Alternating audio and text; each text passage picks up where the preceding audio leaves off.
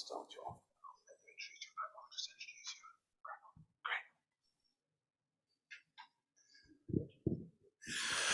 Good evening, everybody. My name's Vaughan Smith. I'm the founder of the Frontline Club, and I'd like to welcome you here tonight. This is our launch event for our new season post-COVID, and it's really good to see you here after all these lockdowns. I'm going to hand over to Oliver. We're really grateful to Oliver. Oliver Bullough put this panel together. It's his event, and we're absolutely chuffed to have it here. So thank you, Oliver. Thank you, Vaughan, and thank you everyone for coming. I don't know if you remember, but a very long time ago, we used to do these quite regularly here at the Frontline Club. I actually can't remember what number Kleptoscope we got up to before COVID-19 intervened, but here we are back again. We can call this Kleptoscope 2.0. And I'm really pleased to be talking about whistleblowers. I think whistleblowers are the unsung heroes of the battle against many, many crimes, and particularly financial crime. I've spoken to a lot of prosecutors in the US who've brought really major cases against, huge companies and big financial crime of all sorts. And without whistleblowers, they regularly say it's essentially impossible to find your way through the complexity of the information. You need an insider to talk you through it. And I am very pleased to say that with us today on Zoom from an undisclosed location is Howard Wilkinson. I don't know whether he's the most significant whistleblower in world history, but he's probably the most significant whistleblower in British history from a purely financial impact perspective, since he blew the whistle on the Dansk Bank money laundering scandal, which is probably the biggest money laundering scandal of all time. For those of you who are not aware of the details, Danske Bank's Estonian branch moved 200 billion with a B euros, mainly from Russia, but also from various other Baltic states. Joining me on stage is Georgina Halford-Hall, Chief Executive of Whistleblowers UK, who's going to talk us through the landscape of whistleblowers. And also joining us on Zoom, we're pleased to have representatives of both Houses of Parliament, which is Baroness Susan Crane, formerly MP for Richmond Park, joining us from home, and joining us from Parliament is Kevin Holyrick, MP for Thirsk and Malton. Bit of a busy day, I think, probably for you, Kevin. I don't know if anything's been going on in Parliament. I've not been following the news. Outspoken critic of dodgy money, and really, really pleased he's been able to take the time out of a bit of a weird one to join us to talk about financial crime. So I thought we'd begin by hearing from Howard, since some of you may not be aware of how he blew the whistle on Danske Bank, since he hasn't really given that much evidence here in the UK. He's spoken to Parliament in both Brussels and in Copenhagen. But sadly, the British authorities, as he will tell us, haven't paid too much attention to what he has to say. So, Howard, could you tell us a little bit about where you were, what you uncovered, and what it was that you uncovered and how you uncovered it? Yeah, thanks, Oliver. So, first of all, perhaps not everyone knows anything at all about Dansky Bank. Dansky Bank is the most blue chip Danish bank. It's the establishment bank. It's half of the banking market. It is the thing in Denmark. Denmark, as you know, is supposed to be the least corrupt country in the world, or perhaps more accurately, the Danish citizens perceive it to be the least corrupt country in the world. Back in 2012, I was working in the Estonia branch, running the financial markets operations for Estonia and then Latvia and Lithuania, sort of small thing, 13, 14 people, kind of a nice job.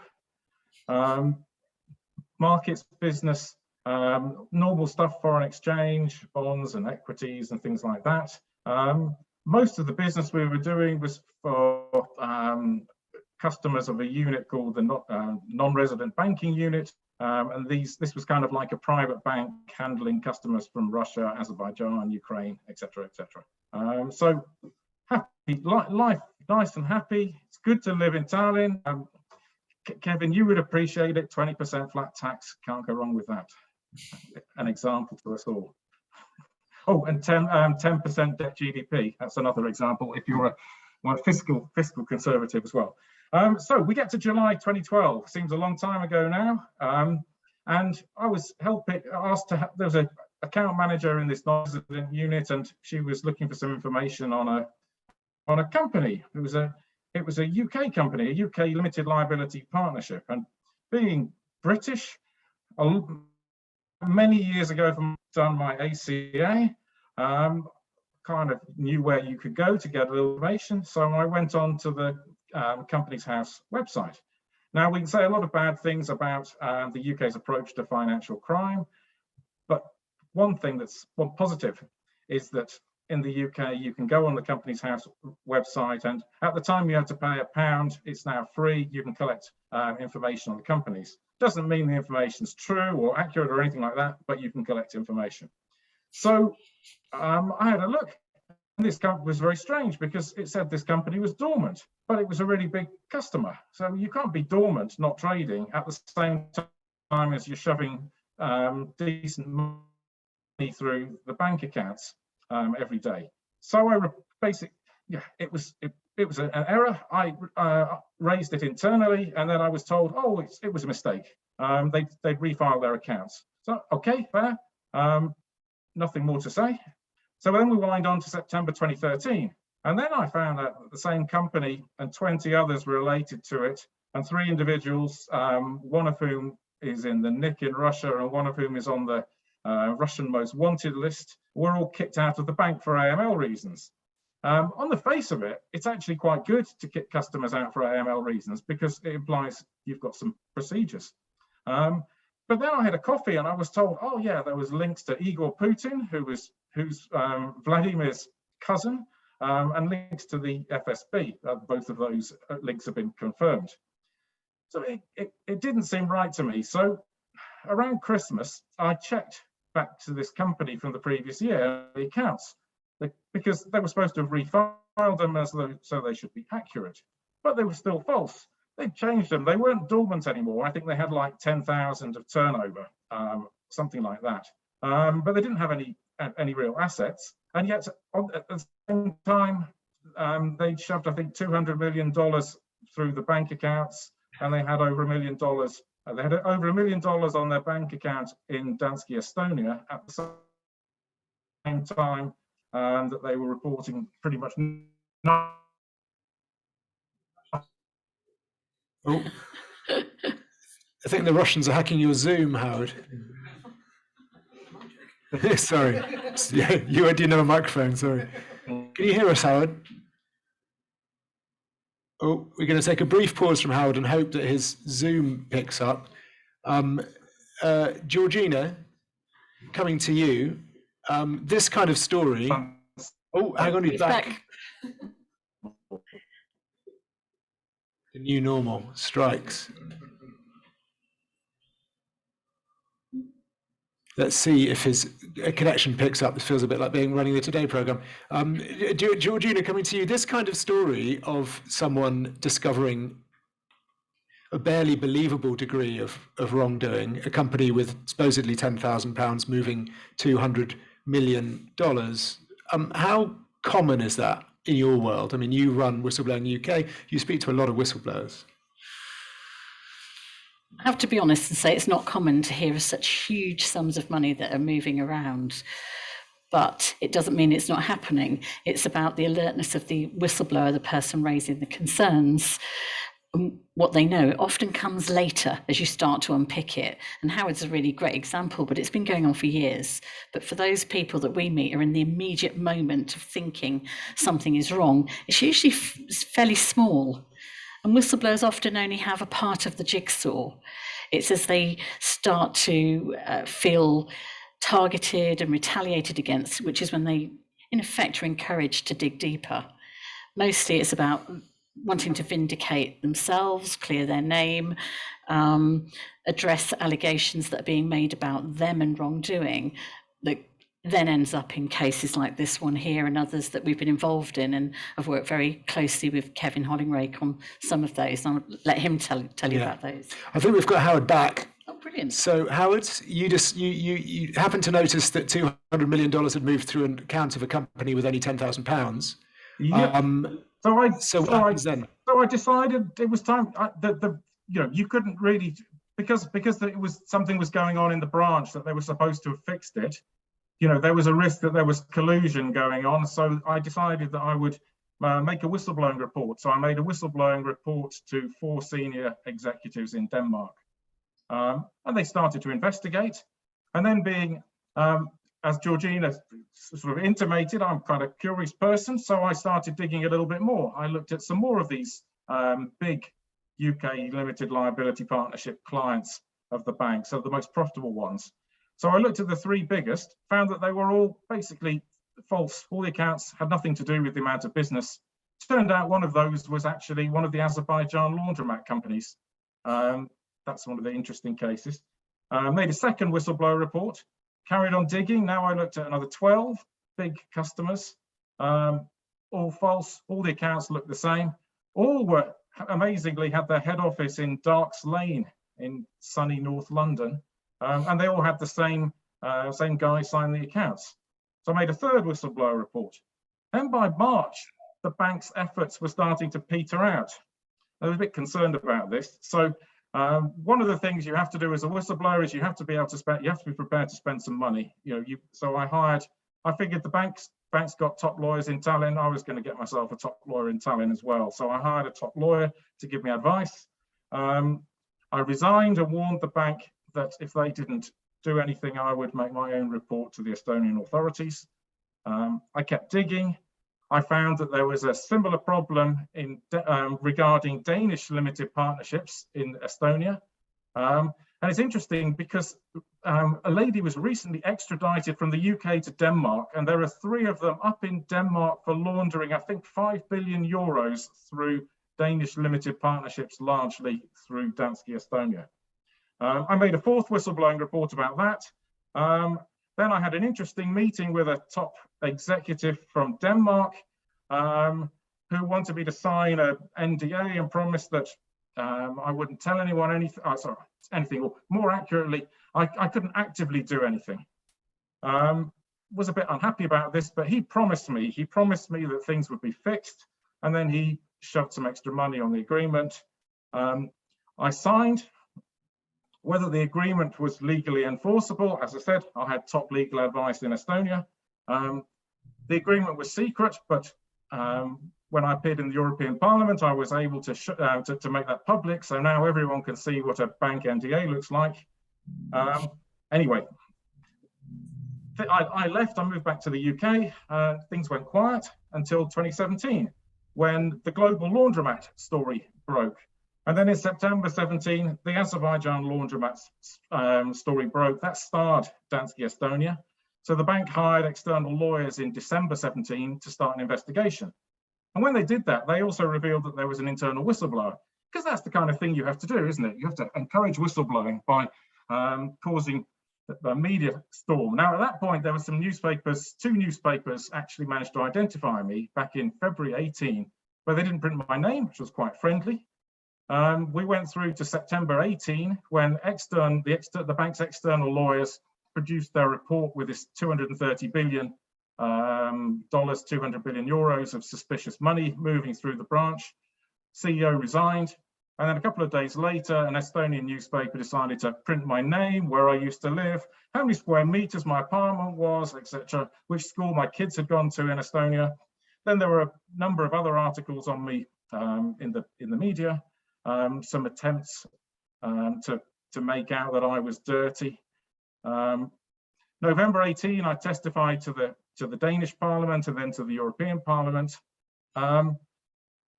Since then, I've done a small minimum amount of media, 60 Minutes, which the US program, which was good because the day after I appeared on 60 Minutes, it was in May 2019. The day after that, the Marshall Islands companies register. Now, Oliver knows about these. These guys are dynamic. You think that we have. You're patriotic. You think that we have a fantastic company's house. This is nothing. The Marshall Islands Authority on Sunday the 19th heard that 2 companies, Formond and Prime Cross, were linked into the Dansky dirtiness. And on Monday, the 20th, they just annulled their registration. Next day, example for us. Kevin, maybe what we need is to save money, abolish Companies House and outsource it to the Marshall Islands. It'd probably be cheaper. So you've given, so how, just to summarize, you blew the whistle, not once, but 4 times, but they actually only investigated when some journalists wrote about the laundering rather than because of your report. And you've since given evidence to the Danish and European parliaments. How much evidence have you given to the British Parliament about the role of British companies? No one's asked. No one's asked. How do you feel about that? It's Britain. I mean, you've been writing about this for years. As I said in the European Parliament back in 2018, Britain's role is a disgrace. The problems with LLPs, Scottish limited partnerships, Scottish limited partnerships have been known about for absolutely years, and no one does anything about it. Sad to say, again, I'm not going to pick on you, Kevin, but as a bit of having voted for your lot the last 2 elections, we're now 10 years on. At some point, it starts becoming the fault of your party rather than just a general sort of lethargy about things. So I'm disappointed. On the other hand, I sense in the last month or 2 months, things have started to change. Instead of it being a fringe issue for some do-gooders, suddenly dirty money has actually started to attract the security hawks.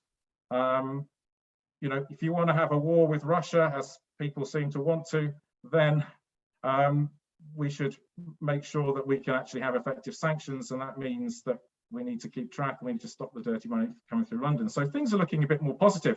I'm not sure how much of it is to do with the UK. I think more to do with the US starting to put serious pressure on the UK to do something. So not surprised, it's Britain, but remember, it's not a corrupt country. Kevin, you're obviously taking a bit of stick there. I hope you, I'm going to say, I think you're very much one of the good guys when it comes to raising this issue in the House at every opportunity you have, which is not something I necessarily say for all of your colleagues. I'm just wondering your reaction to hearing Howard's story. And I certainly, for one, am surprised that he's never been asked to speak in Parliament to tell his story, considering his importance in revealing this truly monumentally vast crime.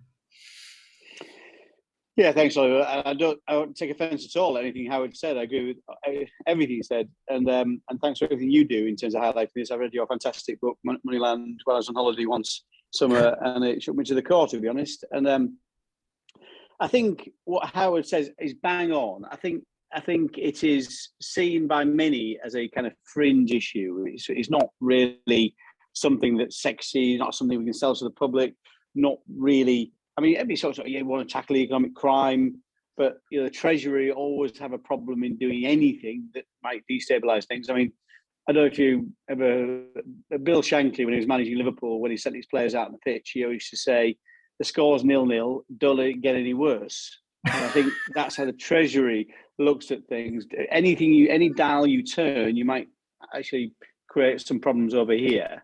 So I think there is an issue here. I mean, look at economic crime as an issue, and you're right, it's now getting, and Howard's right, it's getting more attention because of the obvious with Russia and everything.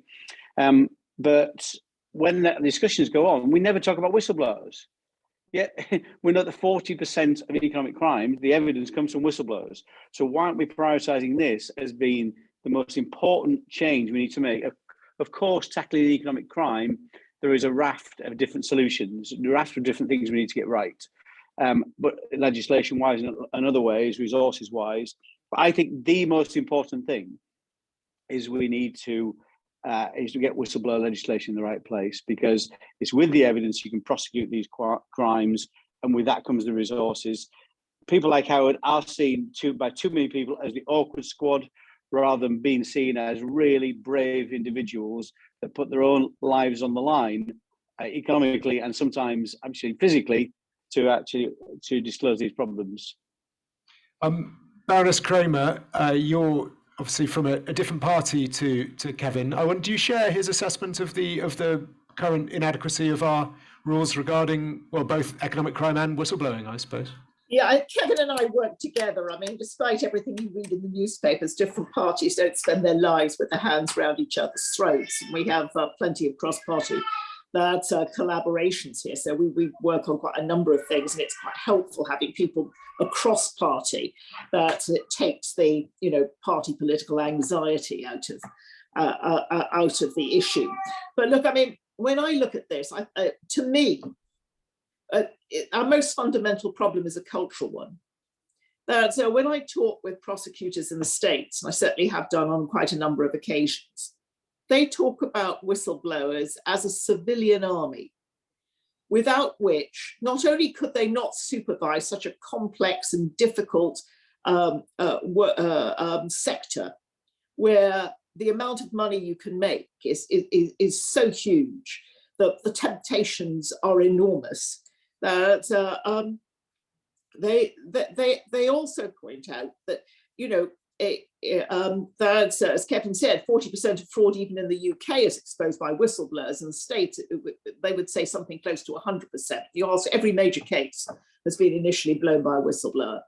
But beyond that, it's a deterrence. So anyone who's thinking of doing something, if they are afraid that someone is going to blow the whistle on them, that's the best deterrent that you can possibly have. So you've got to create an environment where it is safe for a whistleblower, genuinely safe. And we have a country where the legislation is completely inadequate, and where whistleblowers, in a sense, put their whole livelihood on the line. They usually, if they're employees, they end up in employment tribunals. They lose their job, or they're demoted, or they're moved aside. They end up in employment tribunals. It takes years to go through an employment tribunal process because the employer hires some of the best QCs in the country and has the ability to appeal and appeal and appeal and appeal. That's where the poor whistleblower is basically reliant on their savings and whatever they can borrow from their friends and the occasional pro bono lawyer. I mean, it is complete David and Goliath battle. And then even those who do finally win a settlement, and 7 years is nothing, to get to the point that you actually receive a sum of money.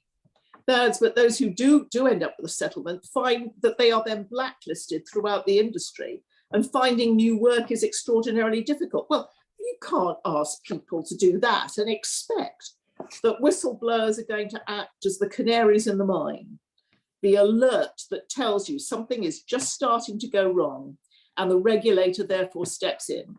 And our financial regulators, who are not the strongest of creatures under any circumstance, but our main financial regulator, looks at whistleblowers as sort of sad, rather troublesome people who need, people who make complaints. That they're handled by a call center of people who are trained in dealing with complaints.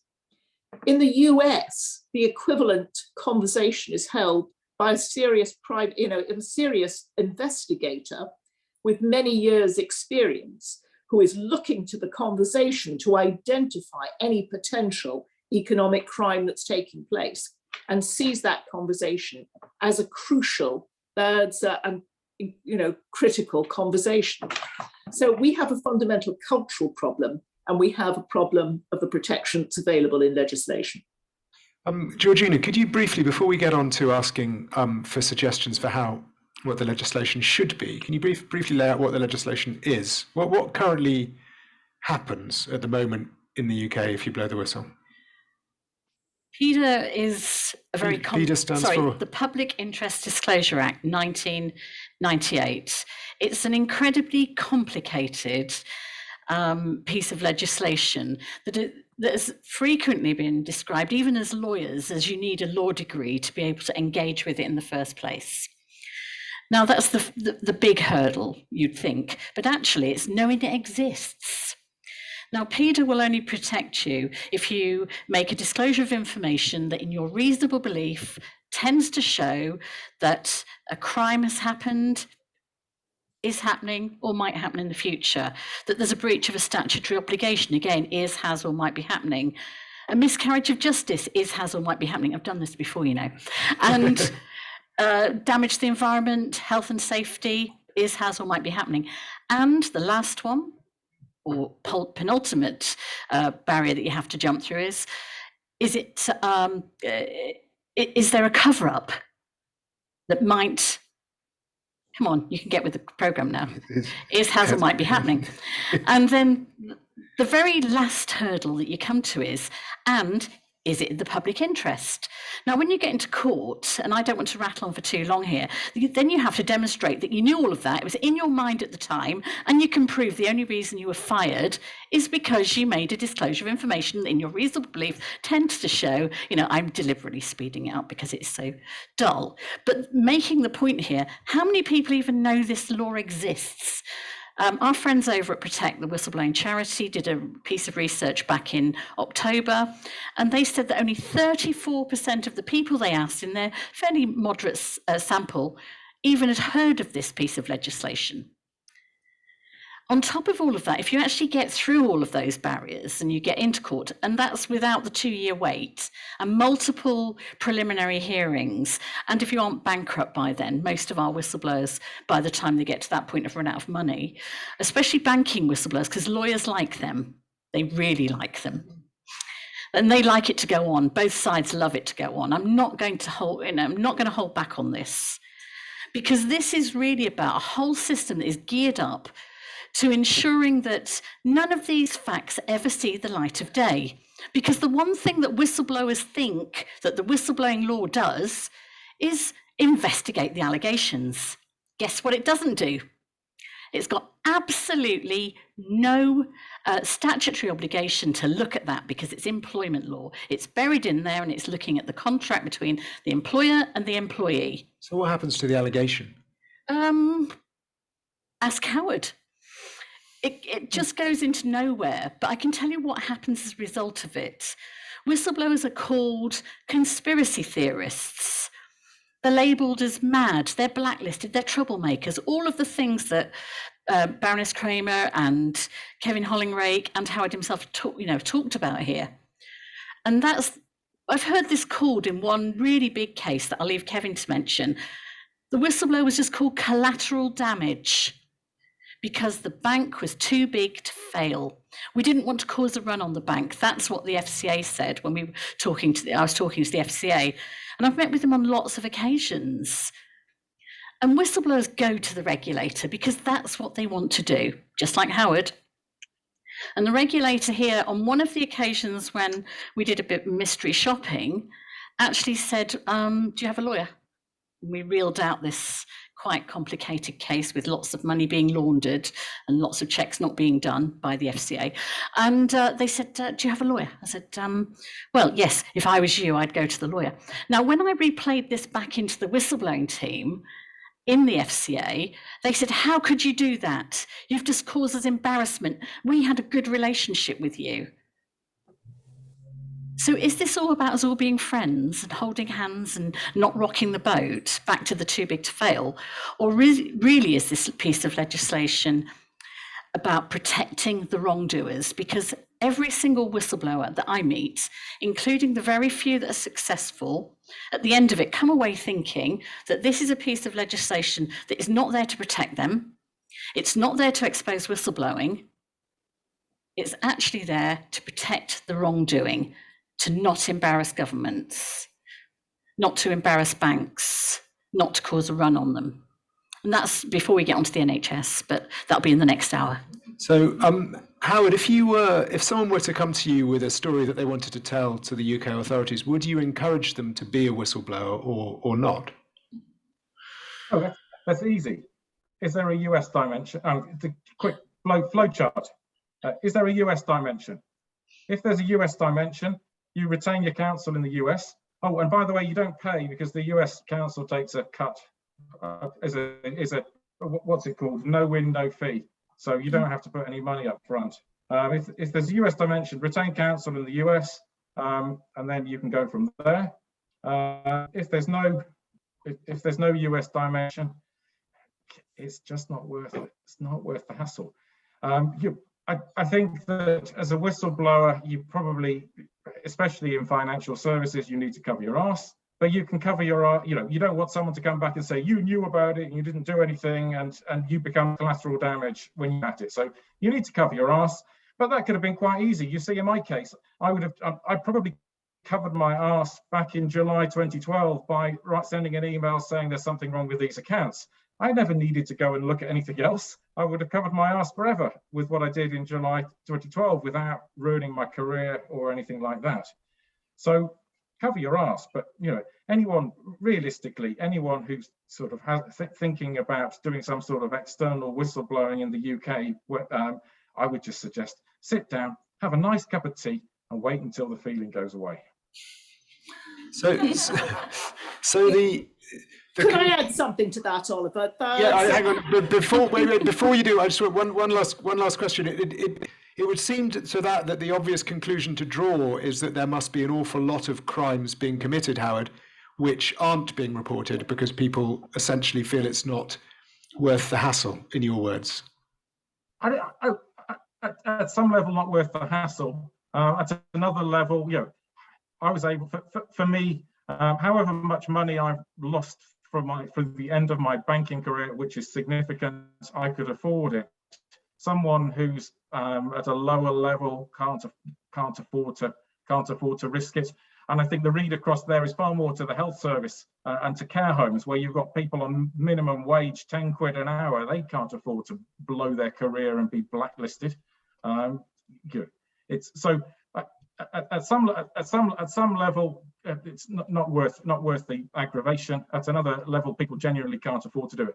But the heart of this is, and sort of, you've all picked it, all three of the panelists have picked it up. But I mean, to be explicit, what do you want to do as a whistleblower? You want to have impact. You want to make something. You want to have impact. You want the problem to be. You want the problem to be sorted. You want lessons to be learned. This is Britain. Come on. It's no point. No one wants to learn lessons. No one wants to learn any lessons, because the FCA, as Georgina said, basically they want to look after their buddies. What is it? Private Eye, which is actually one of the best media reporting on financial crime. What is it they call the FCA? Is it fundamentally complicit authority? But then the other one that I've read, which I like, is which I think is perhaps more accurate, is the FCA pretends to regulate and the banks pretend to be regulated. Baroness Kramer, you were saying. I just wanted to pick up on this point about the United States. I mean, one of the major financial regulators that's in the United States that actually does dog and pony shows around the industry in the UK to get across the message that if there's any American connection, as well as, of course, contacting the UK regulator, will you please contact the US regulator? It's not just I think we sometimes miss the fact that globally we are regarded as unbelievably weak in taking action against financial and economic crime. It's not just a UK issue, it's very much a global issue because it undermines all of the structures of global finance. And that's why the US takes such a deep interest in whatever actions we're taking here. I mean, you mentioned some of the activities, and this is a point that Howard made earlier. We're suddenly starting to see some life coming back into action against kleptocrats. That's the scandal of kleptocrat purchases of property in the UK, which at present are not on any public register. We need new legislation for that. But it's because the US administration, I think, has finally come to the absolute end of its tether, has decided that it's going to lever and use its force to get some action in the UK. I wish it were driven internally, but actually it's coming from that external pressure, and I'm grateful for it because we need the change. So Baroness Kramer, what would better look like, in your opinion, with regard to whistleblowers? We've heard that the current legislation is an outgrowth of employment law and deeply unsatisfactory in many ways. What would better look like, and how would we go about building a better structure? So, I mean, we need to be fair to the existing law. It was cutting edge in its day. And part of its problem was it came in as a private member's bill. It really didn't come from somebody taking several steps back and thinking, now, how do we have a proper system in place, both to protect whistleblowers, to encourage whistleblowers, and to make sure that their information is used. I mean, I've been joining campaigns that Georgina has run for some time to have a general office for the whistleblower, because I think, there are so many, it is so complex for people to work out in whichever sector they're in, who do they call? And when you actually go into the websites and work your way endlessly through them, you will be amazed at all the different roles and responsibilities that various different regulators have. There's no consistency between blowing the whistle if you're in the health sector or if you're in the financial sector. Very often the person you think is the regulator actually can't take an action from a whistleblowing call. I mean, it is just an extraordinary mess. And so we called for a single office of the whistleblower, a sort of central point. Perhaps it would come under the Cabinet Office, and be properly staffed to be able to triage the incoming calls, to be able to do that initial assessment, because regulators always claim, well, we have people with grievances and they aren't telling the truth and whatever else. So, putting in place some sort of triage system, and then with the ability to make sure the information goes to the right people to take action, but also that there's a structure that puts protection around the whistleblower so they're not exposed as a consequence of having made that contact. I find it quite, with so many different sectors involved, that I think it's quite difficult to think of having something like 30 different offices of the whistleblower, one for finance, one for one part of health, another for another part of health, need two for education and whatever else. I think we need to make the system very, very simple and very, very clear. Kevin has raised his hand, I see. This may have happened ages ago. I've only just noticed. Apologies, Kevin, if you raised your hand ages ago. Would you concur with that assessment?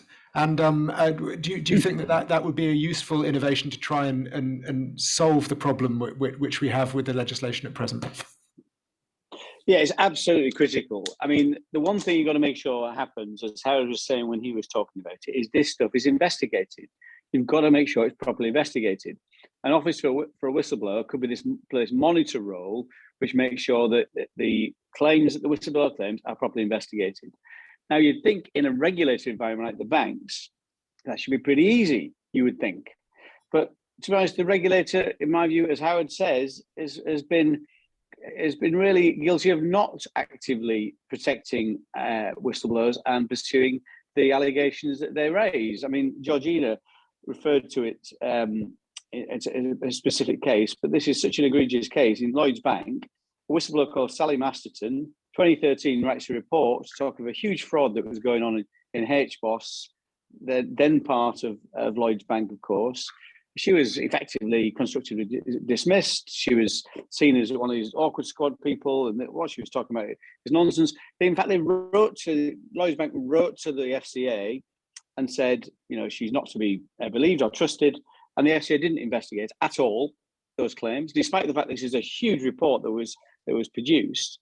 And Lloyds continued when asked at AGMs time after time.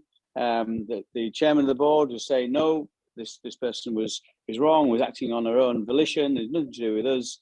And finally admitted in 2018 that she was actually writing this report at the behest of Lloyds itself. They just didn't like the findings of it. And she was settled, she received a settlement from Lloyds and an apology. So they denied it for 5 years. Lloyds denied that she was a whistleblower for 5 years and mistreated her. All that is covered by the FCA under their senior managers regime now. So since 2016, so they could then take Lloyds, senior people at Lloyds. Antonio Horta-Cesario just lost his job at Credit Suisse. You've probably seen for tipping up to Wimbledon when he shouldn't have been because of COVID regulations. But what he did in his own bank, he's never been penalised for, and but including mistreating a whistleblower for 2 years. The regulator's done nothing. Andrew Bailey was then chief executive of the FCA. I wrote to him on 4 occasions asking him, did he follow his own whistleblower procedures when dealing with Sally Masterton when raising these issues. He still refuses to answer that question on the basis that the current law does not require him to. Parliamentarians asking the question. So there's a real systemic problem here right across the piece. Lots of vested interests that we've got to pick apart. You've got to have a body that's willing to challenge those vested interests, be that in a company, be that in the NHS, be that in a regulator, to make sure these regulators and companies are doing the right thing, are following this stuff through. We also need proper protection for the whistleblowers. We need to widen the scope of the law so it includes not just employees, because I had a case I talked to you about, Oliver, that led to the GPT Airbus case that was successfully prosecuted, and that person wasn't an employee, so is not covered by the PIDA legislation. So we need to widen that. And controversially, most controversially, I think you need compensation. That's why one of the reasons it works in the US, because people who bring this stuff forward actually get compensated. My whistleblower, Ian Foxley, who's my constituent actually, who blew the whistle at GPT special projects. There was bribery going on in a Ministry of Defence led contract, and he's had 10 years without a single penny. 10 years without a single penny, and the legislation didn't even allow, or the Serious Fraud Office, despite the fact he was critical to that investigation and the successful prosecution, they didn't put a victim statement into the court, despite that when they got the 28 million quid sanction against GPT special projects. So he's still left without a penny. We are treating these whistleblowers with utter contempt. It is absolutely outrageous. Both Georgina and Howard have got things to say, but quickly, Kevin. I mean, considering the scope of the problem we're dealing with, obviously not just in finance, but as a number of you have said, with the health service and obviously in education, and I mean, there are whistleblowers in every sector, and frankly, I suspect a dam of them probably ready to burst. I mean, the office of the whistleblower would have to be very well resourced, right? I mean, this is more than just a couple of people. Yeah, but could I? Yeah, that's true. Because I think there's a real issue. If you look at the United States, the amount of money that comes in as a consequence of prosecutions that follow from whistleblowing, they're not all money oriented, but certainly within the finance sector they would be, the energy sector they would be, in very many sectors they are. The amount of money that comes in actually means that they have a number of specialized offices of the whistleblower in the United States. They don't have one overarching one, but they're a number of specialized ones. They're profit centers. They bring an enormous amount of revenue into the US Treasury, more than enough to pay for the staffing of a reasonable size. And we're not proposing that the Office of the Whistleblower should replace the regulator. What they need to do is play that coordinating role. They shouldn't be doing the actual investigation. They're there just prodding with a fork to make sure that the investigation happens to a satisfactory standard. And there's not a high cost in terms of protecting a whistleblower. And I'm a bit like Kevin. I sometimes use the, if you're in a car accident and you lose a limb, you end up with compensation because you've lost the opportunity for earning your livelihood in the way that you might have otherwise. But if somebody loses the opportunity to work as a consequence of blowing the whistle, I think we should be taking the same compensation view of whistleblowers. And you're not talking again about vast amounts of money that are going to wreck the system. It's somewhere to the right of the decimal point of the money that actually is brought in by successful prosecutions. Never mind what is saved because you've deterred future bad behaviour. Howard, you wanted to chip in. I'd just do a couple of things while we're having lay in on the FCA. What have they done about Danske Bank? Danske Bank has a branch in London and owns a bank in Northern Ireland. Now you can read in the bank's lawyer's own report that they made a conscious decision not to inform the UK authorities about dirty UK companies. And what's the FCA done? Nothing. I mean, the Estonian FSA had a better idea, as they said to it when they kicked Danske Bank out of the country. They said to it, "You're guests in our country. You've broken the furniture. Now we're politely asking you to leave." I would think that honestly, a foreign bank that's operating as a guest in our country, and then deciding that it's not going to report criminal activity, not going to report all this dirty money going through UK LPs, you would think that there might be something public. Really, I think the public would expect that there'd be discussions about whether they should be kicked out of the country. But actually, what's happened to them? Absolutely nothing. That's the FCA. Sorry, just to add one thing. I don't necessarily agree about the Office of the Whistleblower being the answer for everything, because the words that Baroness Kramer used were prodding. Prodding's not enough. The question is, for Baroness Kramer and for Kevin, would the Office of the Whistleblower seek judicial review?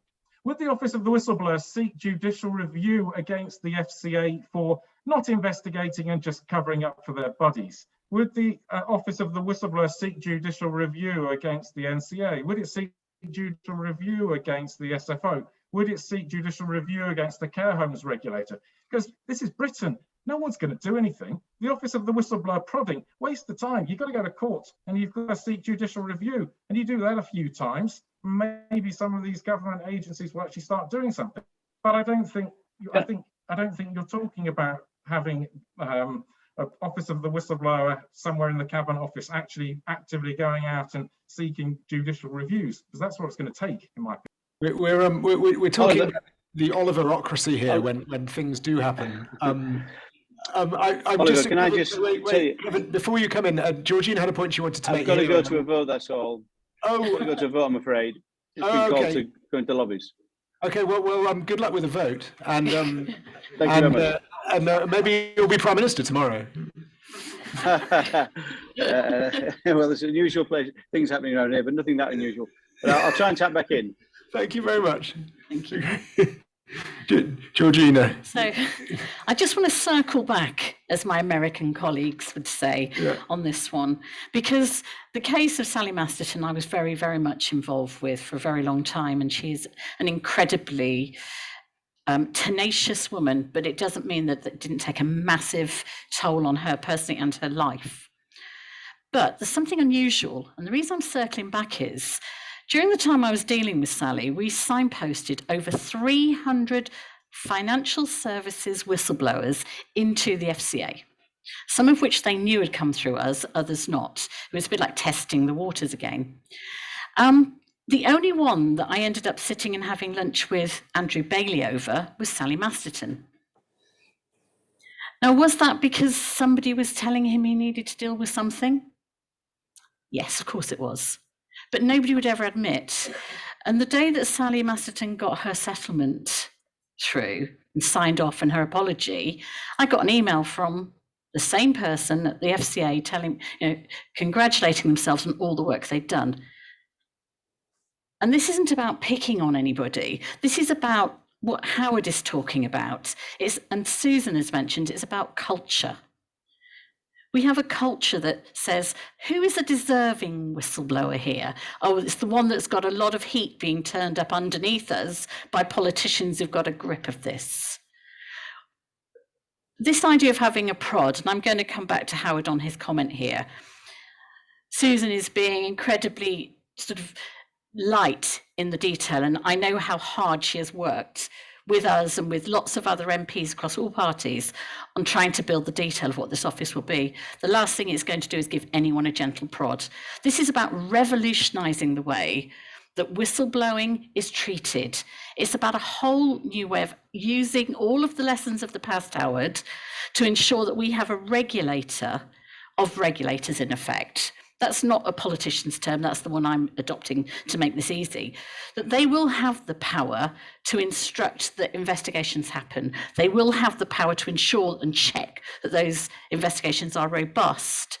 They'll have the power to ensure that whistleblowers are moved away from it, because after all, why are they doing the job of the government?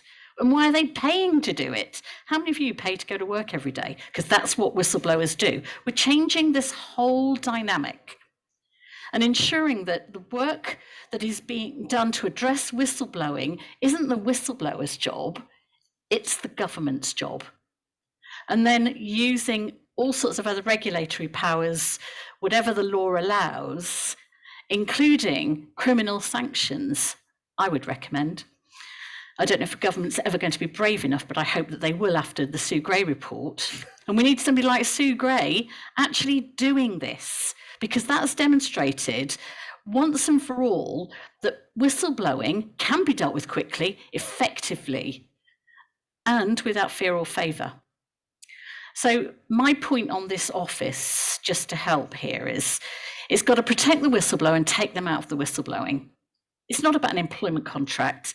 This is about people who identify or start to expose wrongdoing. They are the cheapest people a company could have, and they're the one that your company should want. If we're going to address this whole issue of kleptocracy, we need the people who are the informed insiders, and we need the companies to actually want to listen to them, and if not, face the challenge or face the consequences. We also need a piece of legislation that people understand. If you don't call it whistleblowing, well, we know what that is, a universally understood word, nobody's going to be able to find it or understand it. So for me, it's about these sort of three pillars: protect the whistleblower, have proper investigatory powers and use them, educate people, and sanctions and penalties.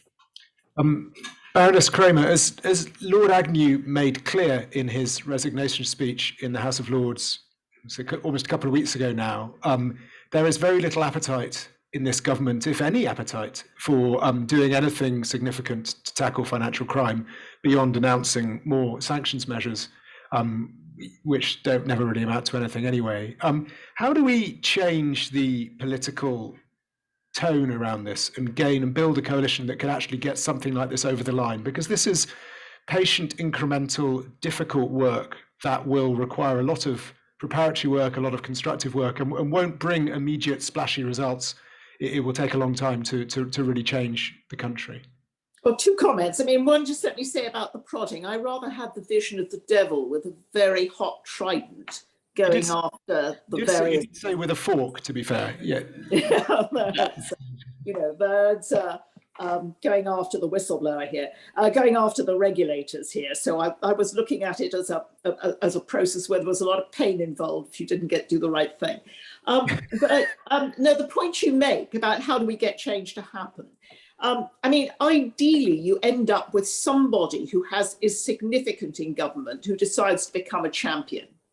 And, I've only been part of one administration, but that's, to me, made it very evident that that's the way you open up new avenues within government. So if any pressure that, any minister that wants to make their name and is willing to take this on, I think that it would have to be somebody whom the government listens to, would be able to get legislation through very rapidly. To get to that point, if there's not someone who steps forward quickly, then you start to use the network of backbenchers. And, there are an awful lot of very decent people in both houses of Parliament who are fed to the teeth of fraud, of exploitation. When you turn to the public and you say to them, what do you think about whistleblowers? They look at whistleblowers as heroes. They're thrilled with the people who have exposed scandals, whether it's in finance or the NHS, and appalled at what has happened to those actual individuals. So I think there's a coalition to be built here that is a very powerful one. And it seems to me the ask is also very reasonable. So I don't give up hope. I mean, I've got a private member's bill in Parliament. The government ministers know they have an opportunity to pick that up if it ends up in the Commons. They would end up rewriting it, of course, but I don't have any pride of authorship, and a rewritten Office of the Whistleblower piece of legislation would be absolutely fine. But I think we have to try and coalesce around all of these various opportunities. We're going to get an economic crime bill. If anyone thinks I'm not going to start proposing an amendment for an Office of the Whistleblower in that, they're dreaming.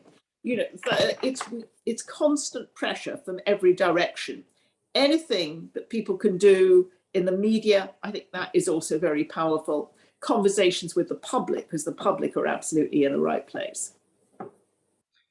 Howard, from this conversation today and previous comments that I've heard you make, you have a fairly low opinion of our political class. I think that's probably not putting words in your mouth. How would you assess the chances of getting some action getting some change through.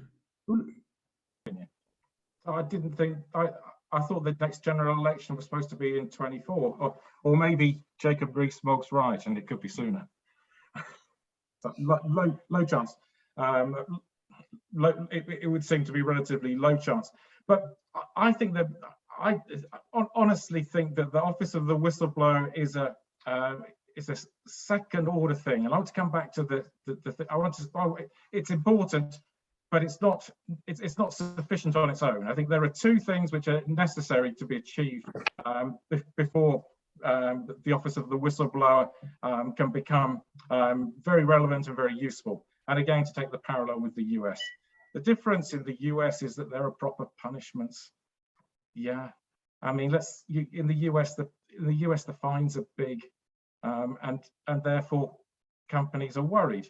In the UK, the fines are small. Let's come back to our old favourites, the FCA. The FCA have done a couple of big fines. They did a big fine of Deutsche Bank to do with mirror trades back in, I think, 2016. It was a very big fine. But I don't think you'd have to be massively cynical to think that the only reason there was a big fine was because the New York Department of Financial Services was fining at the same time. And it would be a bit embarrassing for the New York Financial Services to fine 500 million and FCA to fine 10 million. So you're kind of forced into a big fine. So you need much heavier punishments to hang over companies doing wrong. And the second thing that's clearly the case in the US is that the investigators are at the very least much more aggressive, perhaps more talented. You know, in the US, for lawyers in the US, a very realistic career route all the way to the top is to go and work as a deputy US attorney within one of the prosecuting offices and to spend 5-7 years there and make your name as a very tough, aggressive, and very smart prosecutor. After you've done that, then you go and work, then you head off as a partner and you earn your millions in private practice. But you've got these 5-7 years where you're an aggressive prosecutor making your name. In other words, some of the top legal talent in the whole US goes into prosecution. Is that the case in the UK? I would suggest not. Partly there's a resource problem, but perhaps the top talent is sitting on the other side of the fence from day one, and not sitting on the good guy's side of the fence. We're going to open up to questions in a minute. Kevin, it briefly looked like you were broadcasting to us live from the lobby. I'm not quite sure where you are now, but just wondering if you've heard anything about the economic crime bill that there was a bit of confusion about over the last couple of weeks. Are we now going to get an economic crime bill? And if so, well, how would you assess the chances of having some degree of whistleblower protection in there? The chances are definitely better than they were. I think because the outcry following Lord Agnew's resignation and where he revealed that this had been deprioritised, you might call it, quite a few of us then stood up and then objected to that very strongly. It was very good support for the urgent question I managed to secure in Parliament for that, so which is good. And the government always looks at those things very carefully. And then I think the excellent article and the points you raised in your piece in the Times the other day about London Grad, I think there's a much better chance now we get this on the agenda. I think the only reason it's not really, well, apart from the vested interest issue, which is a big one, but also it's, you know, there are some other things that are seen as more populist that might be prioritised. So yes, I think it's a much better chance than we had. I think a good chance. I think it will make it into the Queen's speech, and that's a pure guess. But I really think there's every reason why it should. Can I just say, I don't quite agree with everything. I agree with an awful lot that Howard says, but I think the Office for Whistleblower is absolutely critical, depending on what powers it has. If it has powers to hold regulators to account, then it doesn't need to jail them, just judicially review them. It can simply order them to do something, and then that's the kind of powers it needs. The resources will follow.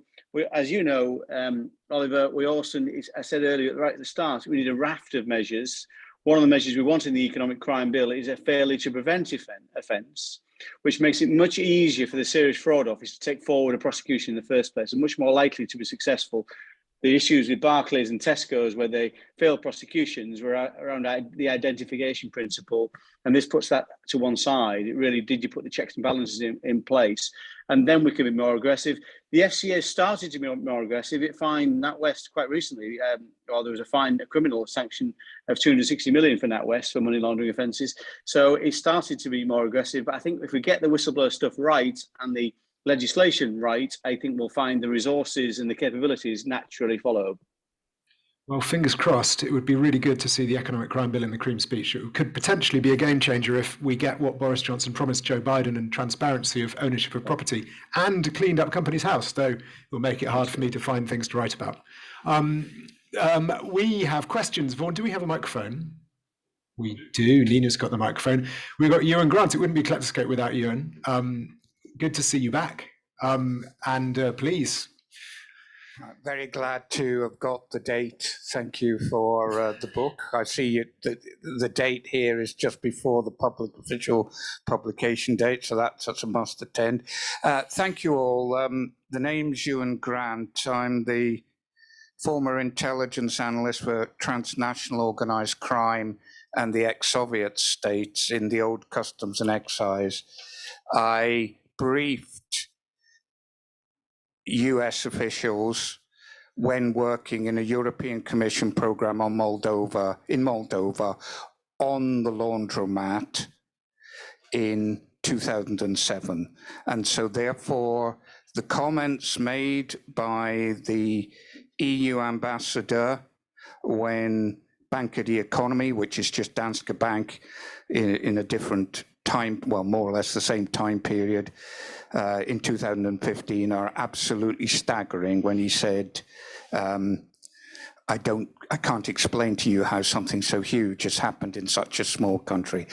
I was a whistleblower myself in the corruption in customs and excise. The parliamentarians on the screen may wish to speak to Lords Jonathan Evans and Andrew Parker. Can we have a question, Ewan? Because they dealt with the problems, they brought it in. My question is Andrew Bailey a fit and proper person to be Governor of the Bank of England? Ooh.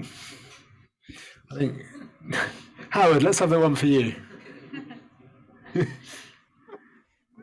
Britain. If you fail, what happens? You get promoted to the next level. It's simple. What country do you think you live in, Ewan? This is Britain. Come on. In every aspect of life, people are promoted above the level at which they're competent. And failure just results in more promotion. Rule Britannia. I think that was a no.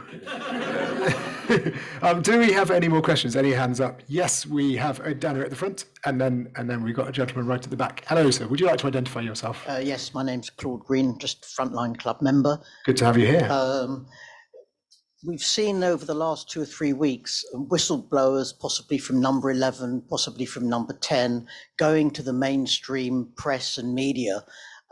Do we think this now might be an alternative, quite serious avenue for potential bank whistleblowers to pursue, forcing the authorities, forcing the banks to take things seriously because of the adverse publicity that could be generated? It's an interesting point. Is essentially the media acting as an office for the whistleblower at present? Speaking as a representative of the media, I rarely have time to analyse most of the things I get. What do you think, Baroness Kramer? Do you think that the media is able to, at the moment, operate as a kind of informal office of the whistleblower? Well, under the present system, the protection that is operated, that is offered by PIDA, that only applies to disclosures to the regulators, to a limited number of individuals you can disclose to your MP and whatever. So it's not a protected disclosure, which means that you have no certainty of confidentiality. I mean, you're completely exposed. Now, I mean, the media on the whole, I think, are good about disguising names, but frankly, in many cases, the very fact that the whistleblower has a certain particular knowledge, in a sense, discloses who they are in a fairly small and narrow world. So it certainly shouldn't, I mean, I'm always glad when the media get involved, but I would say to a whistleblower, you need to think through very carefully what potential exposure you will face if you converse with the media. And one journalist will provide much more protection than another, but it's very hard to keep the individual's name out of the frame in many instances.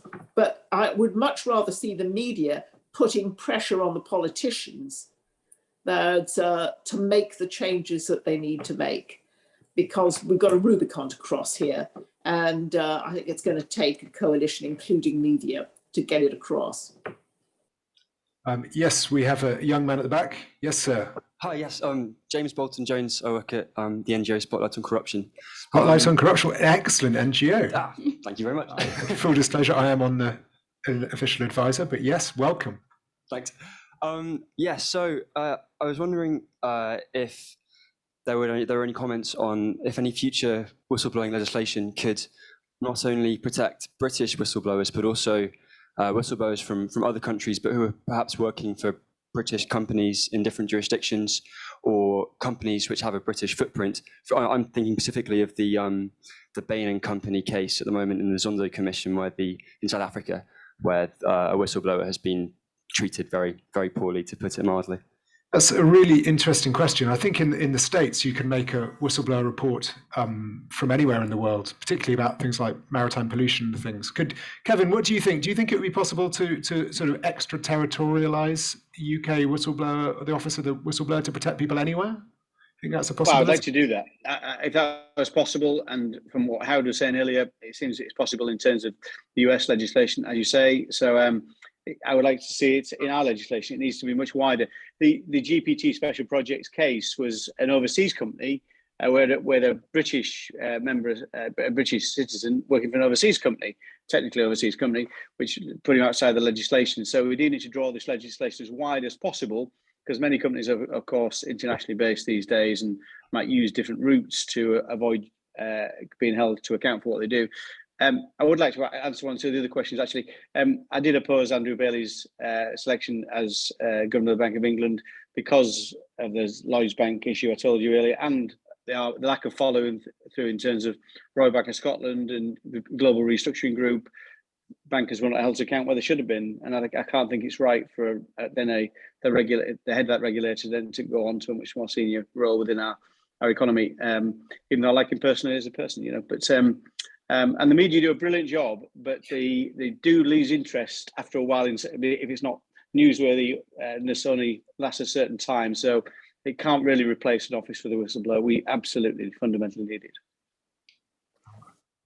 Baroness Kramer, I was avoiding directly asking you parliamentarians about Andrew Bailey. I wasn't sure if this was some constitutional faux pas, but since Kevin had a strong opinion, maybe you'd like to express one, Baroness Kramer. Well, I've certainly seen a lot of strengths in Andrew Bailey. I thought he did a tremendous job of changing the way the financial services industry in the UK was unbelievably old-fashioned. I mean, I think there hadn't been a new bank that provided with a license in something over 100 years. There's certainly no opportunity for all the new breakthrough fintechs. So, I mean, he does get a lot of credit, I think, around quite a wide range of issues. I almost took I didn't think, and he knows it because I've said it to him directly, that he was strong in protecting whistleblowers and taking enforcement action when he was at the FCA. And I have to confess to you, I was kind of pleased when he moved to the Bank of England, because there really isn't that kind of role at the Bank of England. And I was hoping we'd get someone more aggressive and more forceful come into the FCA role, but I can't argue that we've seen that. So, the FCA is the one where enforcement really matters. And that's where you've got to put the person with aggression, with backbone and with determination to provide that kind of cleanup. Frankly, you don't actually need that over in the Bank of England role. So I don't have quite the same problem that others did. Yeah, I mean, one further point on, using the media as the office of the whistleblower. I think it's true that in the media, you have almost no choice but to pick and choose your cases for something that is going to be well received when it gets printed in the newspapers, etc., etc.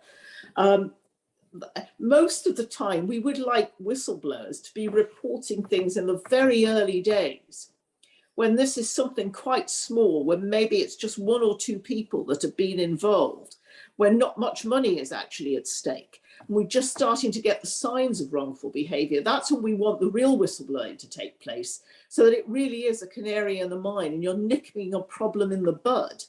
And I don't think we could look to the media to do that, quite frankly. The issues wouldn't be big enough and dramatic enough. Georgina, do you have thoughts on that? Crikey, we could be here all night, but there are some real issues about getting this right. And again, we're all pretty much on the same page here. Whistleblowers are people who are just doing their job. They happen to be informed insiders, and they then happen to attract a new job title, whistleblower, not quite so welcome. But getting it right has to be a global issue. Now, I've looked and I've worked a lot with the Americans and the American law firms and with the American politicians on some of the cases that have come to our attention. But it's still fragmented. And if we look to America for all of the answers, we'll be a bit disappointed.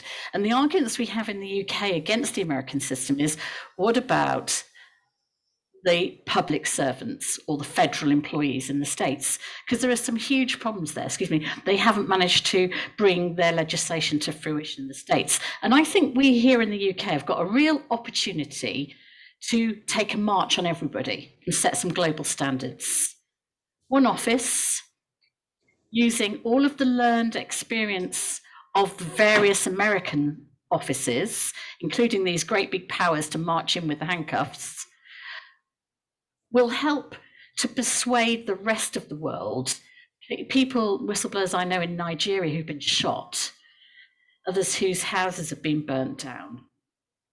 And these stories are not made up. You know that, you're in the media. But we have to have a leading role in this. And I think this is our opportunity to pull together the learning, put together an office for the whistleblower, and how we sell it to the Chancellor is not as something that protects these poor whistleblowers, these heroes or whatever, because ultimately they're not. They don't start out as that. I know I didn't. I was just doing my job. You have to be courageous and you have to be heroic to see through the legislation that we're living with at the moment. And that's where most people fall over. So if we sell this as a cash register, looking at the American system and the huge payouts, the Deutsche Bank recently paid a whistleblower £500 million, an eye-watering sum, but it certainly incentivized the whistleblowers to come out because, next to America, the UK vies with Germany to be the next, largest number of whistleblowers and the largest number of payments. I'm sorry, but I'll have to ask Joe for the numbers. He's got them at the back.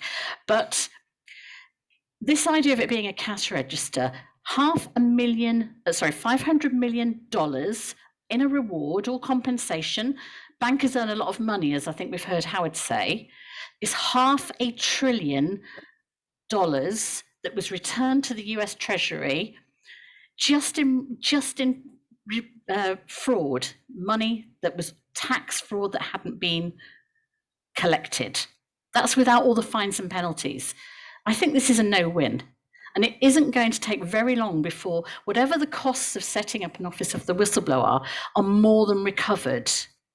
And just to take the very last point about journalists, it is important. Journalists play a massive role in this because it encourages people to come forward. They know they're not alone, number one. Number two, it's about helping to hold government to account.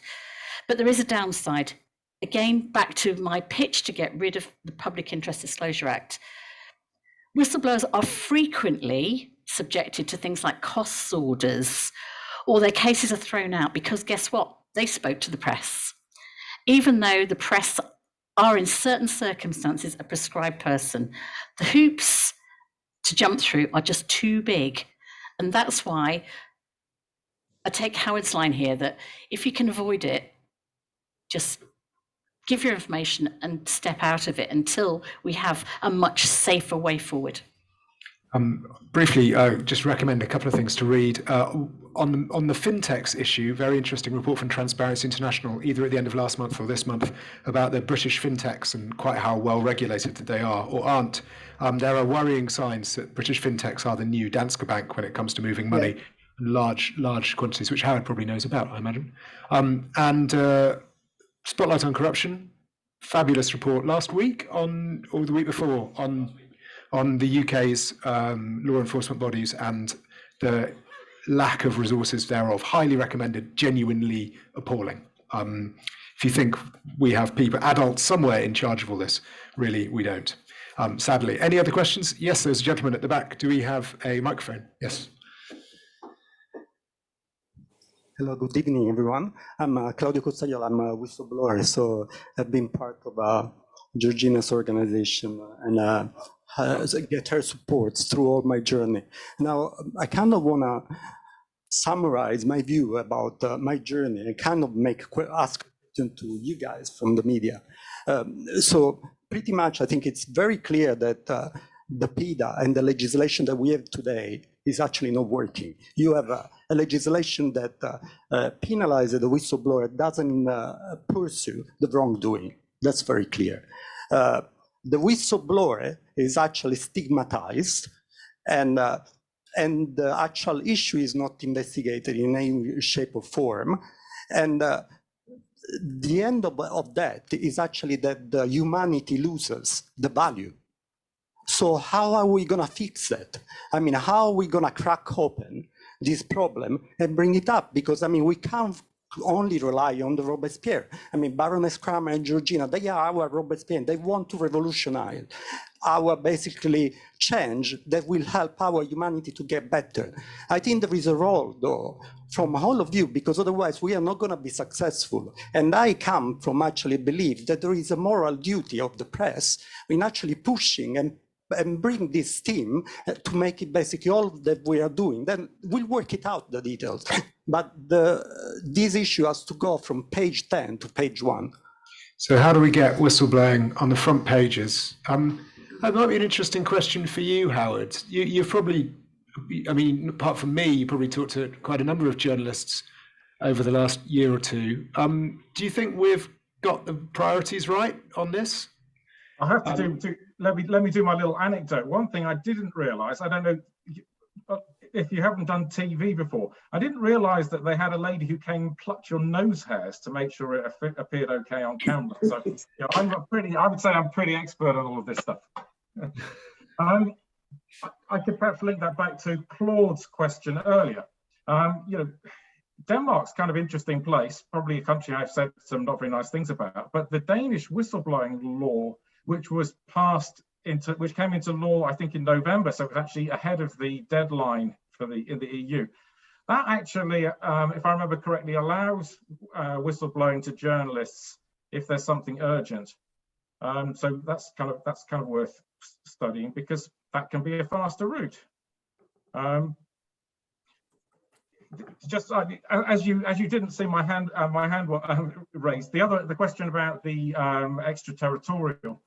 In the US, there's this Foreign Corrupt Practices Act, which means that US listed companies have to keep proper books and records, and you can pretty much get anybody under anywhere in the world under that if you find that some procedures weren't operating properly.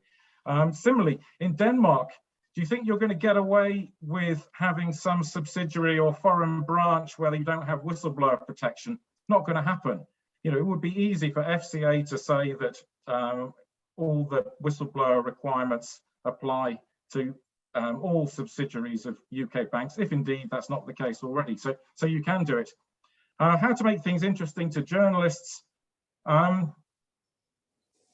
It's difficult because you don't want to be sued. I don't want to be sued going to a journalist when I haven't been. It's kind of quite important. I would say it's after not getting shot by some Russian hitman, I would say not getting sued for every last penny by a bank is pretty high up on my list. Really. Really. And you're dealing, as one of the things we said, you're dealing with very aggressive banks, and it's well worth their while to spend a few $100 grand to silence and bankrupt a whistleblower to send the right message. So I don't see there's an easy and safe solution for whistleblowers unless you've got a situation like in Denmark where the law actually allows it now. I feel like we've had a lot of male voices asking questions. Have we got any women who'd like to ask questions? Feel free. If not, ladies, you don't have to ask questions, but just in case there is anyone. No? Okay, well, we can go on. Any more men who've got questions? Yes, we have one down the front.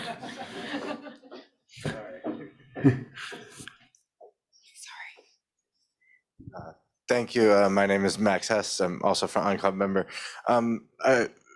Certainly, I think this applies to both the UK and the US, and I think it's very rare that my accent gives a sense of moral superiority in a conversation, so please don't take it that way. But when and I'm a willing immigrant here of many years, the problem to me, it seems a little bit, even with the best intentions, that the office of a whistleblower risks becoming merely just a bucket throwing water out of a sinking ship. The problem seems to be largely cultural, even when corruption scandals make it in the news, as we've seen with Owen Patterson and health contracts, or the chair of the Tory party running a lobbying company, the Tory and other MPs battling it out in public over who gets to whitewash the reputations of Middle Eastern kleptocrats, and of course they do this for banks and plenty of others as well, and it's a bipartisan, tripartisan problem. Obviously Tony Blair is infamous. So what is the potential to have a real sort of cultural change, and how do we make this so that it's just once the information is out there in public that nothing is done about it? Because actually, from where I sit, coming to the UK, and the reporting on a lot of government and public corruption is much better than it is in the US. Our fines might be higher, but nothing gets done about it. So how do we actually have a larger systemic change? Is there one suggestion you could make for cultural and systemic change? I think that's a really good final question that we can sum up with. Let's go around. Georgina, let's start with you. Well, one suggestion, because it's right, it's a cultural issue, right? I mean, and so many things essentially interacting to prevent any substantive change. So what could be the one thing in the Georginocracy that would drive change on day one to help improve things? It's hitting the bottom line. I do think that there have to be immediate, large penalties. And we have to have investigators who've got big boots. They go in there and they're prepared to use the sanctions they've got, unlike our friends at the FCA, to make that. I think that's what will drive the change. And I draw the parallels here to things like using a mobile phone when driving or smoking. When you make the penalty something that's very personal, and these penalties have got to be addressed, not to the organisation, but to the individual. I think that is the one thing that will definitely drive it. And suddenly we go from being the problem child to the board's best friend. So we're talking about, it's got to go beyond Office for a Whistleblower. We also need better resourced, better motivated enforcement agencies as well.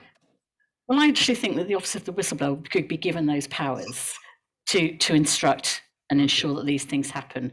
A continuous feedback loop, reporting straight into government.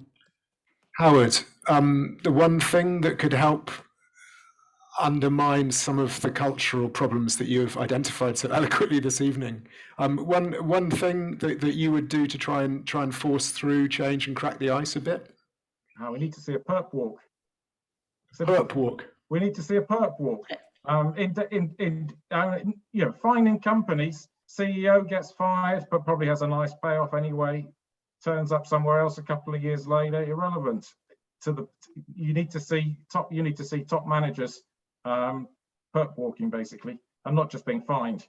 Interestingly, there is one which is to do with Swedbank, which was running a sort of parallel, kind of vaguely related scheme to Danske Bank, also in Estonia. The CEO of Swedbank at the time will stand trial in Stockholm High Court in September, because she went and told the market and whoever would listen that there were no money laundering problems in Swedbank, when apparently she had her own secret little report that the lawyers had done telling her there were. So she's going to stand trial. In Sweden, which isn't, okay, I admit a perp walk in Sweden is perhaps not the same as in the US, But if we see the former CEO of a big Swedish bank in prison in the new year, that would send a good message. Okay, I like the sound of that. Perp walk, for those of you who don't know it, by the way, is that thing you always get in America where the news journalists are always coincidentally there whenever someone is being walked from their house in handcuffs. Baroness Kramer, one thing that we could do to try and move the conversation on to really drive a bit of positive change?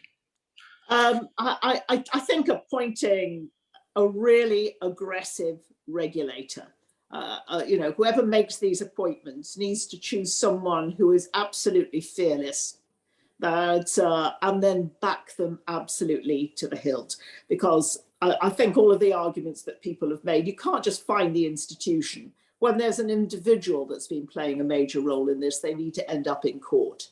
But when there's a whistleblower who is experiencing retaliation, there has to be someone who steps in and forces that retaliation to end or sues the organization that's attempting to retaliate. So I think you've got to have one person, one body with that kind of mentality and that kind of authority and that kind of power. So I suppose I'm agreeing with everybody, which is a very political thing to do. Kevin, you've got the last word. You've already had that we need to add failure to prevent as a crime to the economic crime bill, so you can't have that one again. Though it is a very good one. Would you have another single thing that might really help to change the conversation around whistleblowing and financial crime? Well, I mean, I think Max's point, can we change this just having a change of culture? I think when you're talking about massive incentives and huge amounts of money, I think it's a nice theory, wrong species, I would say. I think the big change that happened in the amount of accidents and fatalities on construction sites happened when suddenly you made directors of companies personally liable, criminally liable for those accidents. They could go to jail. That changed things dramatically. So I'm going to mention failure to prevent, but also individual liability. So as Howard says, individuals get arrested. That's critical. Then it will change. It is a raft of solutions to this huge problem, but those people have got to feel there's a fair chance that their own colours will be felt and they might end up in jail. Then things will start to change. And to do that, we've got lots of work to do. Excellent. Thank you so much, all four of you. Howard, thank you for blowing the whistle in the first place. Thank you for coming and telling your story about it. I hope that someone in Parliament decides to ask you one of these days to come and give them a bit of an insight into what's really going on. Georgina, thanks very much for coming here in person, talking about all this. It's absolutely amazing. And Baroness Kramer and Kevin Hollenreich, thank you very much for taking time out from what's been a bit of a weird day in Parliament to give us your insights. It's much appreciated, and keep fighting the good fight. Thanks very much. Thank you very much. Thank you.